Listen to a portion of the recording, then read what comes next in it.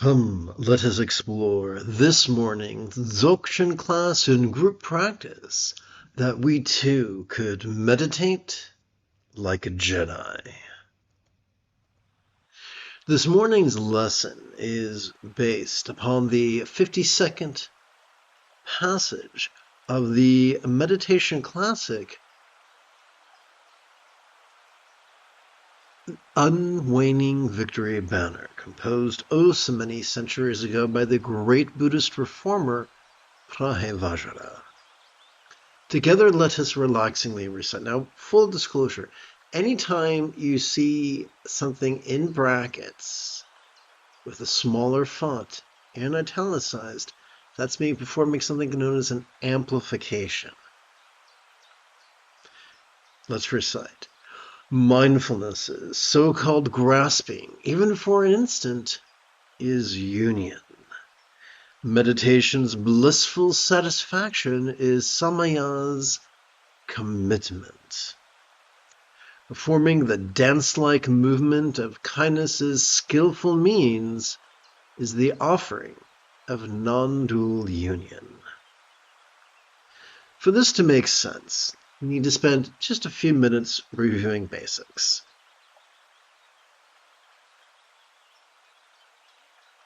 So I'm going to turn away from the lesson text and towards a visual aid, a set of visual aids. Both the lesson text and the set of visual aids are available for free download. Everything I do is free. I have no paywalls.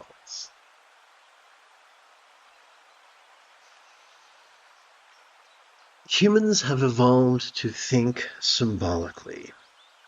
Among humans and other complex life forms. Therefore, it should come as little surprise that we use archetypes and metaphors and similes and the like. A wonderful archetype for Yin's spiritual matriarchy is the Buddha, who was said to have been flexible, loving, rational, laid-back, egalitarian, lucid, cooperative, and kind. A very effective archetype for the opposite of Yin, which is Yang's religious or irreligious patriarchy, is found in the person or the archetype of the Buddha's foolish cousin, Devadatta, who is said to have been rigid, fearful, superstitious, controlling, elitist, cryptic, competitive, and cruel. Sturgeon's law reminds us that 90% of humans are pretty sucky, including meditation teachers. This 90% of meditation teachers implore their students to actively focus and actively analyze. We evolved these abilities to be used sparingly, to be used intermittently, when they are overused. When we overuse the dorsolateral and medial prefrontal cortex, we begin presenting with symptoms of depression, and we wind up triggering our amygdala, which functions as the seat of both anxiety and aggression. So how ironic is it that after desiring peace and love, we follow bad advice that takes us further away from peace and love? Fortunately, neither the amygdala nor the prefrontal cortex constitutes the entirety of our central nervous system. A big part of our central nervous system is our spinal cord, which is known by many names. The ancients refer to it as our Buddha nature. Many physicians refer to it as our autonomic nervous system. Every time we inhale, we are wired to automatically access the middle bit of our spinal cord, described as the sympathetic nervous system, which has evolved to help us to vulnerably, passively, viscerally, randomly, and fleetingly notice all manner of phenomena, including the external, the internal, the physical, the mental, the pleasurable, the painful, the interesting, the boring, the glorious, and the grotesque. including the full human range of perceived sights, sounds, sensations, flavors, scents, and the like, including the human experience, the human range of emotions, intentions, cognitions, recollections, and imaginings. What do we do with that which we have noticed? Every time we exhale, we are wired to automatically access the end bits of our spinal cord, whose fancy name is parasympathetic nervous system, which has evolved to support both physical relaxation as well as mental release, to the point that which we noticed during our previous inhalation could fleetingly feel less stressful, less permanent, and even less defining until we involuntarily breathe in and the cycle begins anew. Now, this is not a flaw, it's a feature. We have evolved to inhale and exhale and notice and relax, and it's kind of like a little dance of our central nervous system that helps us to maintain mental health despite the slings and arrows of outrageous misfortune. Now, I mentioned a few moments ago that all complex life forms evolve to think symbolically.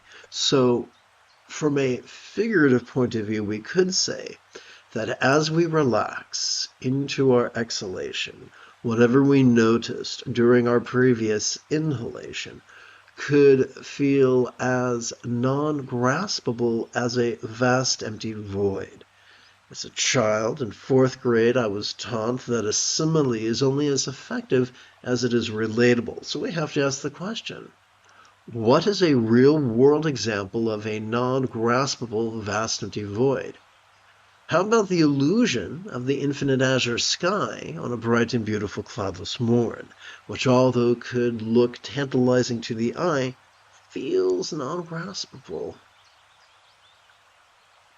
to the hand?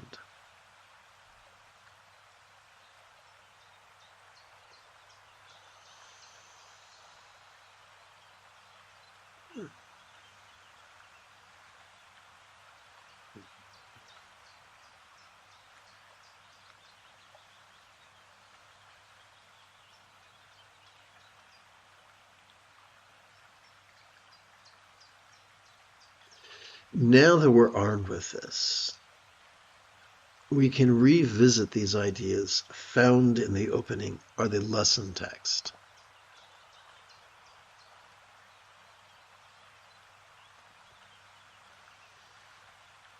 The great South Indian Buddhist philosopher Nagarjuna explained that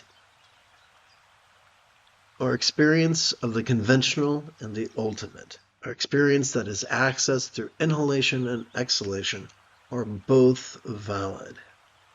Similarly, just as a one-winged bird cannot take to the skies, we need both the experience of the conventional and the ultimate if we are to practice the Buddha's path and be happy, healthy, well-adjusted adults. There are people who are against this, and in the height of absurdity, for let's face it, it's absurd to say just exhale, never inhale. Similarly, it's absurd to say just release, never notice. How would you cross the street? But these people insist that noticing is bad, and if you're truly spiritual, you won't. But here we're being taught that that's silliness. When we speak of the union, when we speak of this is considered a advanced spiritual accomplishment. And we're taught that the essence of union, the essence of enlightenment, is mindfulness. So in other words, because this is figurative, the message is mindfulness is not just okay, it's necessary. Let's continue. When I first began my trainings upon the spiritual path, my only teacher I could find was a fundamentalist, was a card-carrying member of patriarchy, a very sweet, well-intentioned member of patriarchy, but one nonetheless. And he taught me of hundreds of vows and commitments that fit into the three categories of Pratimoksha, Bodhisattva, and Samaya. Imagine my relief years later when I stumbled upon the writings of Karma Jigme, who said that the essence of all morality was simply the practice of non-violence. Let's wait for a moment and go back to the, visual aids.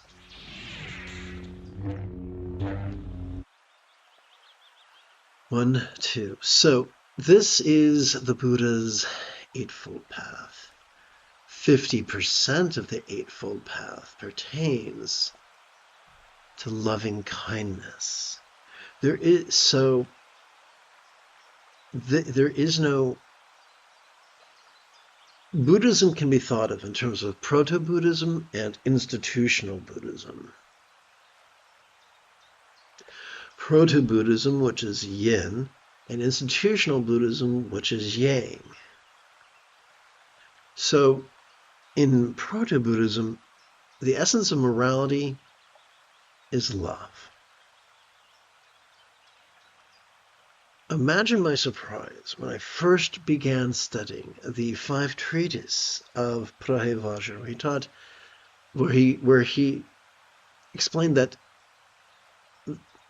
it's not our job to contrive love. Love is the effortless byproduct of the correct practice of mindfulness and meditation, which is very convenient because by playing with mindfulness and meditation, the remaining wisdom of impermanence and skillful means of effortless effort, not to mention all this love, take care of themselves effortlessly and automatically, which is very, very cool. So from this point of view, we learn that if it is our mindfulness and meditation that fuel our love, then by the transitive property of equality, this is the key to our own morality. Now let's return to our teaching text.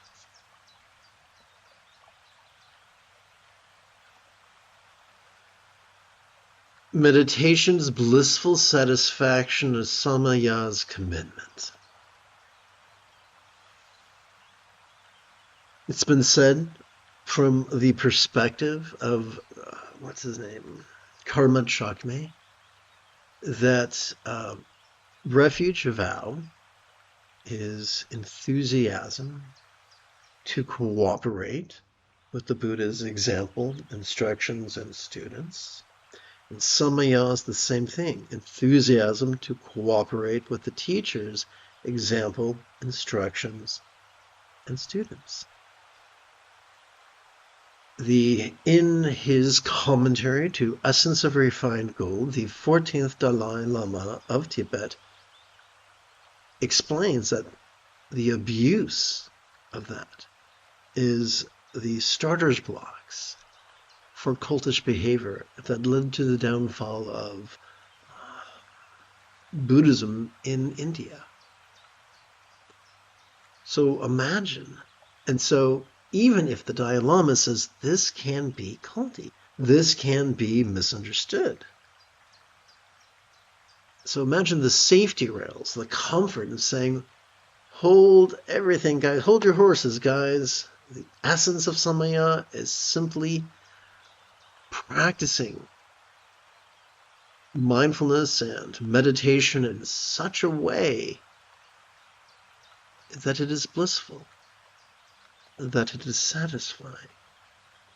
And so subtle bliss, not gross bliss, not coarse bliss, but subtle bliss is a barometer of our practice. The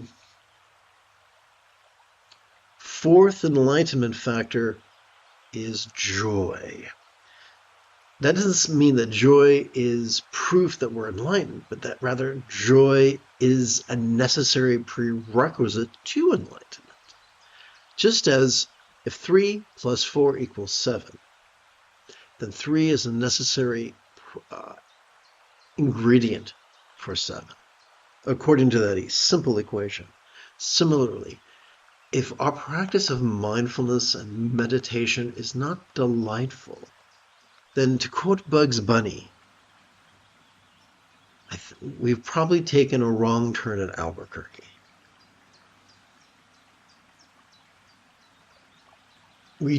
If our teacher is a grim-faced geshe, if our teacher is a cranky kenpo,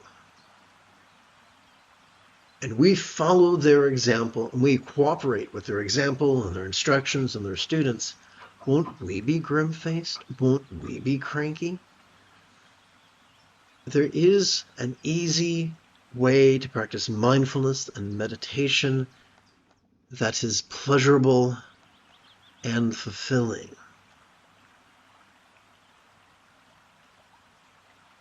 In Dolly Parton movie, I think it was called Talk Radio or something like that. I never saw it. I just saw the trailer. But her line was, "Oh, for goodness sake, get off the cross. Someone needs the wood." I once had a yoga teacher say, "You don't get extra points for suffering."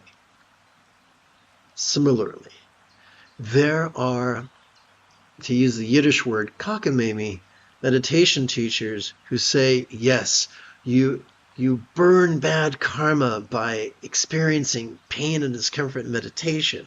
First of all, in the proto-teachings of Buddhism, there was no mention of karma. And in the histories of Buddhism, asceticism is denigrated. And yet there are people who say you have to suffer. These are the same people who say it takes a long time. But remember, the Buddha said his teachings could be mastered in as little as 7 days. Not through heroic effort, but through joyfully playing with it. Like a child playing with a new set of Legos on a Christmas morning. No child, hopefully, is forced to play with Legos or Tinker Toys. They can help themselves. It's our primate heritage. Similarly, when we practice mindfulness meditation correctly, not only is it blissful, but it ensures the involuntary practice of the mental morality of kind intention, the interpersonal morality of kind communication, the physical morality of kind conduct, and the circumstantial morality of kind commerce, where we shift from being habitually competitive to being habitually cooperative. So we shift from being, hey, how can I take advantage of this situation, to, hey, how can I use my interests and my talents to help these folks? Let's continue. Performing the dance-like movement of kindness's skillful means is the offering of non-dual union. So the late The late Tulku Thondup insisted that the highest love was the spontaneous and uncontrived byproduct of mindfulness and meditation. The more we practice mindfulness and meditation, so it's one thing to feel kind, but how do we know what to do, when to do it, how much to do it, in the kindest possible way. Simple. The more we practice mindfulness and meditation, the more our utterances, and deeds flow.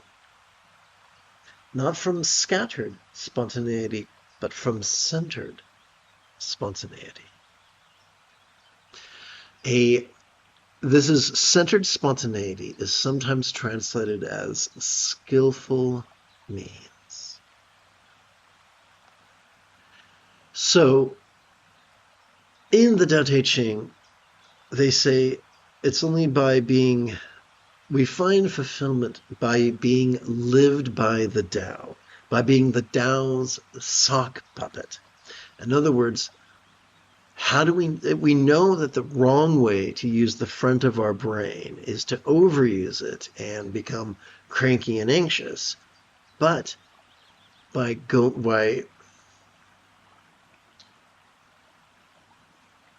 flowing from centered spontaneity, then we're able to use the entirety of our brain in the most sustainable way, which is even higher than union. It's non-dual union. Now, yes, the author of this text in the previous passage said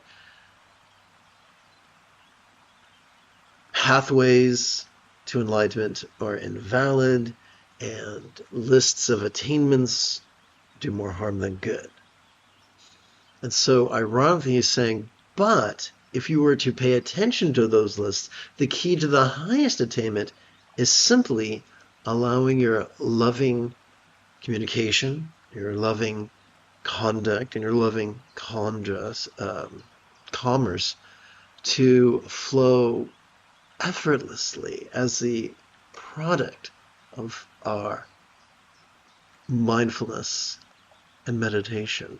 And so, again, the author of this text is reminding us that the easiest path is the quickest path and the most beneficial path.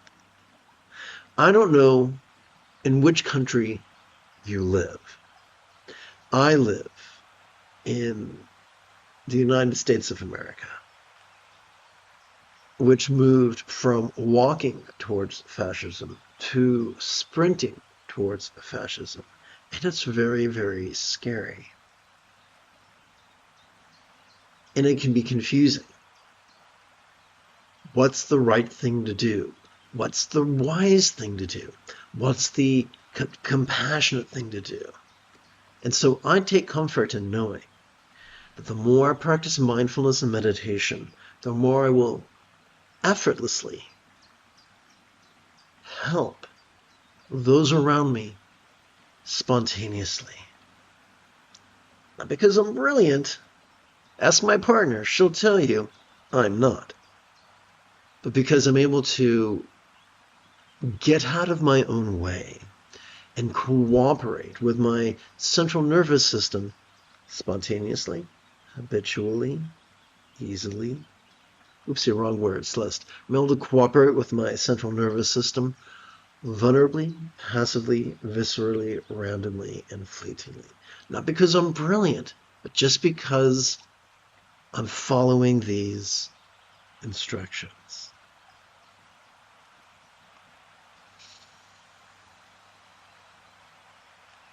Having completed our opening lesson, we could now shift gears. It is Yoda Monday morning. Come, let us meditate like a Jedi after approximately 30 seconds of housekeeping. Let's see, do I go over here? Do I go over here? Want to be centered. This is the Dzogchen Sende Lama Jigme Gyatso of the Buddha Joy Meditation School. For more than 30 years, I have harnessed my autistic special interests as well as my ADHD hyperfocus to spend about 8 hours a day, almost every day, studying, practicing, mastering, and reverse engineering the teachings and techniques of each school of meditation so that I could become your personal nerdy, neurodivergent guide to nirvana. So if I act weird, if I act like some sort of an alien anthropologist, if I act like an alien in a human costume, it's because I'm neurodivergent. Welcome, my friends, to Meditate Like a Jedi, which is made possible due to the generosity of viewers just like you. For the remainder of this morning's live stream, let's play with the meditation. So, what's the easiest way to practice the mindfulness, which is merely noticing the antics of mind? Simple. Every time we feel our diaphragm pull in and down as we inhale, we could silently and mentally recite the demonstrative pronoun this. What's the easiest way to practice meditation's relaxation into mind's non-graspable nature? Simple. Each time we feel our diaphragm relax back into its upright posture, as we exhale, we could silently and mentally recite the one-syllable verb, ease. Let us sit in a sustainable posture. What's the best posture? Whatever posture you can maintain with a minimum amount of discomfort. I once lamented to a teacher that sitting for an hour is uncomfortable. He said, doing anything for an hour is uncomfortable. Making love for an hour is going to exhaust you, dehydrate you, and maybe even chafe you. Everything is fatigue.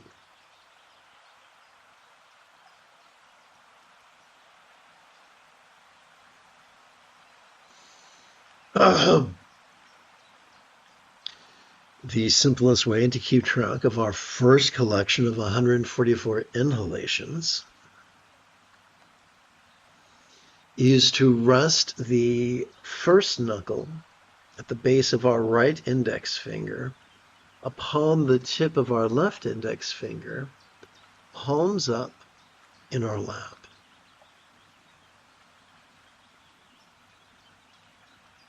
We could keep track of our next 12 inhalations by using the tip of our right thumb to count the 3 sets of creases found on each of the 4 fingers of our right hand.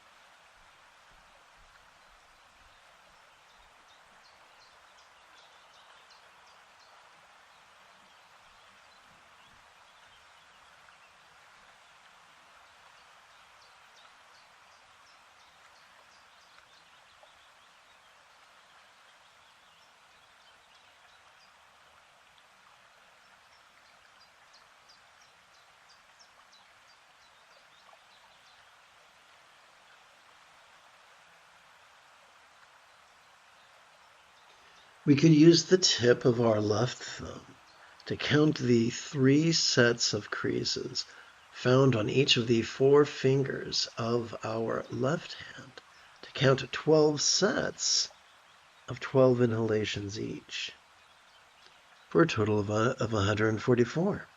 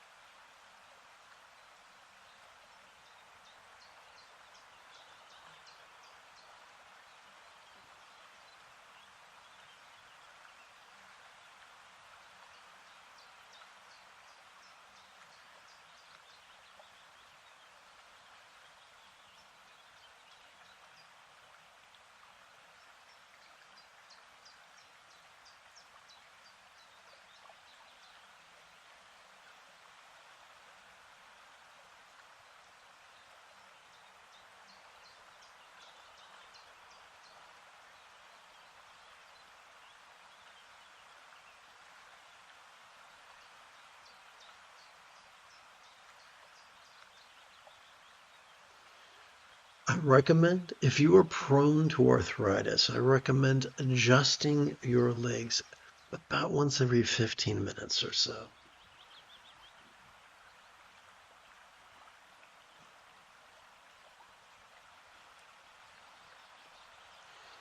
There are some cranky members of patriarchy who insist that if you cannot sit in the full lotus position motionlessly like a statue, you can't become a Buddha. Which is great until you remember that the Buddha never taught that. And the Buddha taught that joy was a barometer of our practice. And if we're cranky and uptight, we've probably taken a wrong turn at Albuquerque.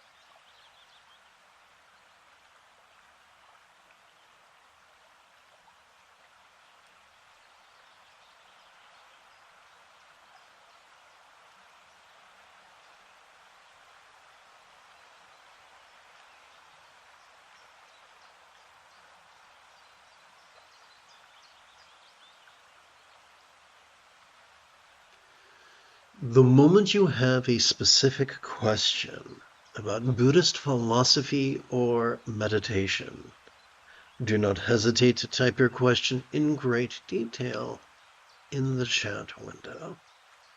for I tend to check for questions about once every 5 minutes or so.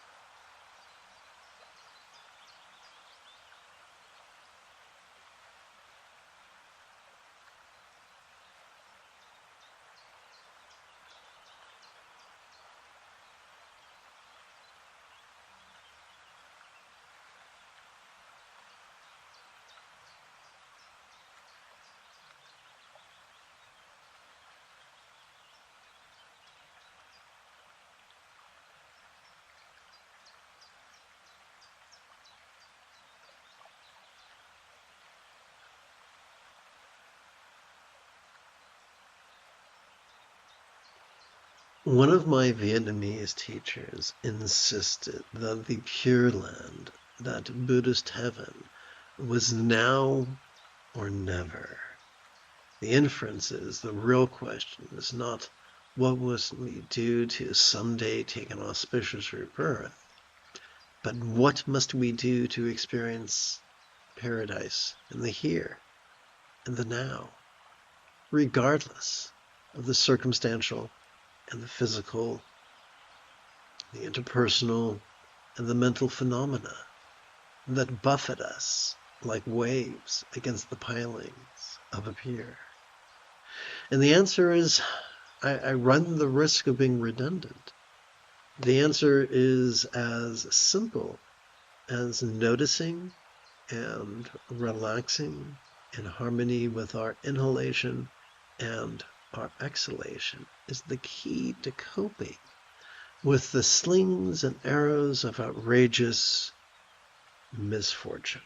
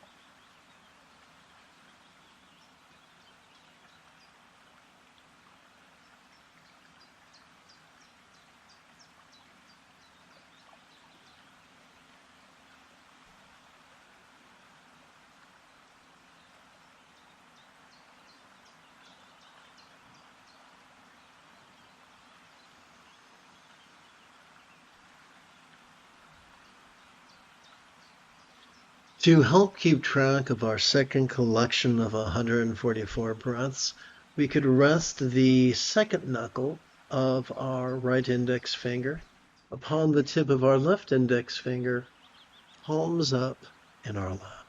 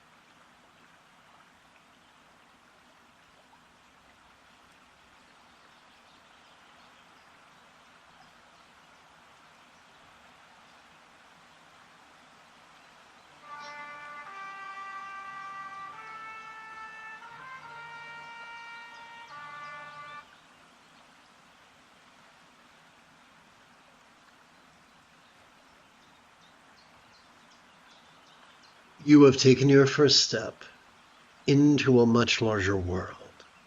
If you feel that I have earned it, you could give this live stream a thumbs up. You could even help support this channel. In approximately 11 hours, I would very much like to return to lead today's evening meditation class and group practice. And if you are as geeky as me, may the Force be with you always.